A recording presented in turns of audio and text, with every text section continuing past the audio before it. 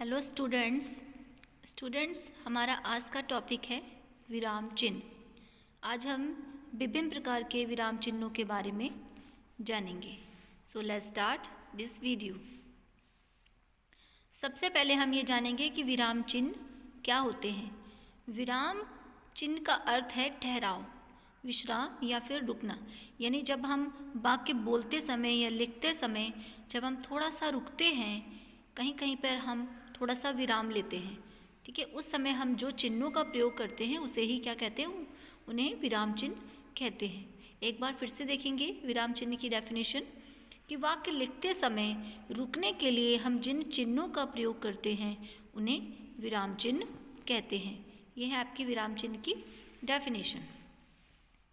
Next है विराम चिन्ह का प्रयोग भाषा में क्यों किया गया है।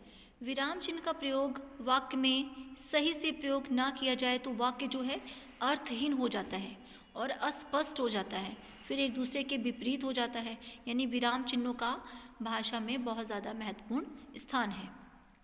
जैसे आप उदाहरण के तौर पर देख सकते हैं ऊपर का एक सेंटेंस, रोको मत जाने दो। इसमें कहीं पर भी विराम चिन्ह नहीं है, तो इसमें कुछ भी समझ में नहीं आ रहा कि किसे रोकना है और किसे जाने देना है, ठीक है।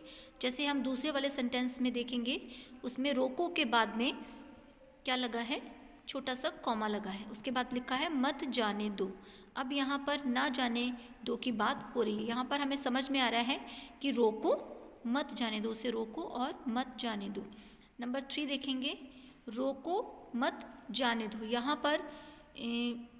पर जाने दो की बात स्पष्ट हो रही है, यानी कि उसे रोकना नहीं है, उसे जाने देना है। तो यहाँ आपको समझ में आ गया कि विराम चिन्ह का प्रयोग भाषा में क्यों ज़रूरी है। नेक्स्ट है विराम चिन्ह के प्रकार। विराम चिन्हों के विभिन्न प्रकार हैं, जैसे कि अल्प विराम, अर्ध विराम, पूर्ण विराम, उप विराम, विस्मयादिबोधक चिन्ह, प्रश्नवाचक चिन्ह, कोष्टक, योजक, अवतरण या फिर उद्धरण, लाघव चिन्ह, आदेश चिन्ह जिसे हम विवरण चिन्ह भी कहते हैं, रेखांकन चिन्ह, लोप चिन्ह, पुनरुक्ति सूचक चिन्ह, विस्मरण सूचक चिन्ह या त्रुटिपूर्वक चिन्ह, दीर्घ उच्चारण चिन्ह, तुल्यात्मक सूचक चिन्ह, निर्देशक चिन्ह। तो यहाँ पर आपके पूरे 18 विराम चिन्हों के बारे में बताया है। अब हम एक एक के बारे में विस्तार से जानेंगे कि कहाँ पर कौन सा चिन्ह यूज़ किया जाता है। सबसे पहले हम जानेंगे अल्प विराम के बारे में। जहाँ थोड़ी सी देर रुकना पड़े वहाँ पर अल्प विराम का प्रयोग किया जाता है। यानी या फिर हम जब एक से ज़्यादा वस्तुओं या एक से ज़्यादा चीज़ों का प्रयोग करते हैं तो वहाँ पर भी अल्प विराम का प्रयोग किया जाता है। जैसे कि हम बहुत सारे नेम्स यूज़ कर रहे हैं, राम, सीता, लक्ष्मण, हनुमान, तो इनके बीच में हम कॉमा लगाते जाएंगे, ठीक है। बहुत सारी चीज़ों का जब हम यूज़ करते हैं तो बीच में हम कॉमा लगाते हैं, और या फिर थोड़ी सी देर के लिए रुकने के लिए हम कॉमा लगाते हैं। नेक्स्ट है आपका अर्धविराम, ठीक है, जिसे सेमी कॉलम कहा जाता है। जहाँ अर्धविराम की अपेक्षा कुछ अधिक देर तक रुकना पड़े, यानी जब हम अल्प विराम की जगह थोड़ा सा अधिक रुकते हैं तो वहाँ पर क्या होता है, अर्धविराम होता है। जैसे कि सूर्यास्त हो गया, लालिमा का स्थान कालिमा ने ले लिया। यहाँ पर छोटे छोटे से सेंटेंसेस होते हैं, यानी जब एक ही पूरी लाइन में उसे कहना हो तो वहाँ पर हम इस चिन्ह का प्रयोग करते हैं। नेक्स्ट है आपका पूर्ण विराम। जब वाक्य खत्म हो जाता है तब वाक्य के अंत में पूर्ण विराम लगाया जाता है। यह तो सबको पता है, जब सेंटेंस पूरा हो जाता है, जब हम अपनी पूरी बात कह देते हैं तो वहाँ पर पूर्ण विराम लगाया जाता है। जैसे राम खाना खाता है, मोहन स्कूल जाता है, राम का दोस्त मोहन है, मैंने अपना काम पूरा कर लिया है। तो ये छोटे छोटे सेंटेंसेस हैं, इसमें पूरी बात स्पष्ट हो गई है, तो इसीलिए लास्ट में हम पूर्ण विराम लगाते हैं। आगे है उपविराम। जब किसी कथन को अलग दिखाना हो तो वहाँ पर हम उपविराम का प्रयोग करते हैं। जैसे कि प्रदूषण एक अभिश्राप, विज्ञान वरदान या अभिश्राप। इसका प्रयोग हम मोस्टली निबंध के रूप में करते हैं, जहाँ पर हमें किसी भी विषय को, किसी भी टॉपिक को अलग दिखाना होता है, किसी कथन को हमें अलग दिखाना होता है।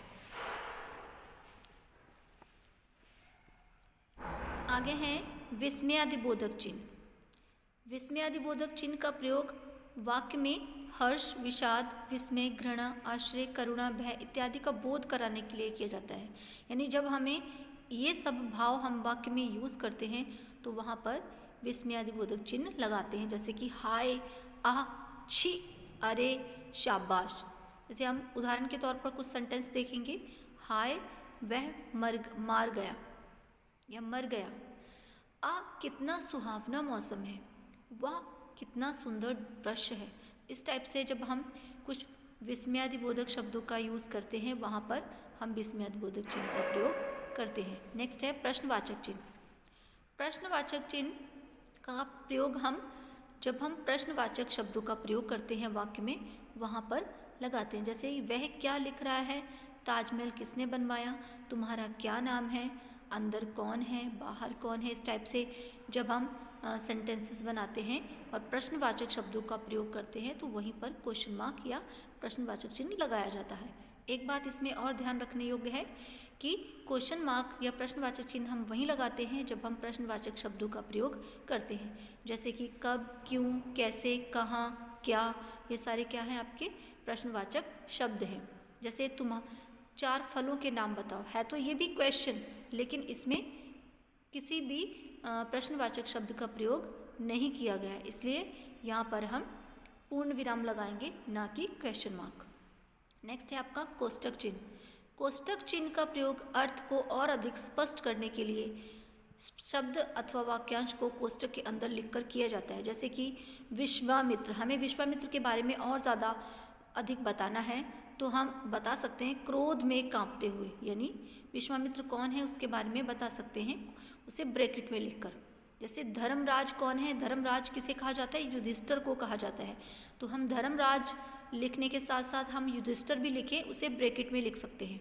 ठीक है, तो इस तरह से जब हम किसी के बारे में बताना चाहें और उसके बारे में कोई और महत्वपूर्ण जानकारी देना चाहते हैं तो उसे हम ब्रैकेट में लिखकर बता सकते हैं। नेक्स्ट है आपका योजक चिन्ह, जिसे हाइफन कहते हैं। योजक चिन्ह का प्रयोग समस्त पदों के मध्य में किया जाता है, जैसे कि या फिर विपरीत या फिर समान शब्दों के साथ भी योजक चिन्ह का प्रयोग किया जाता है। जैसे कि सुख, दुख, लाभ, हानि, ये क्या है आपके विपरीत शब्द होते हैं, यानी कि अपोजिट वर्ड जिसे कहते हैं। दिन, रात, और कुछ ऐसे शब्द जो कि समान होते हैं, जैसे कि धीरे धीरे, तेज तेज। ठीक है, तो ऐसे शब्दों के बीच में भी योजक चिन्ह का प्रयोग किया जाता है। Thank you.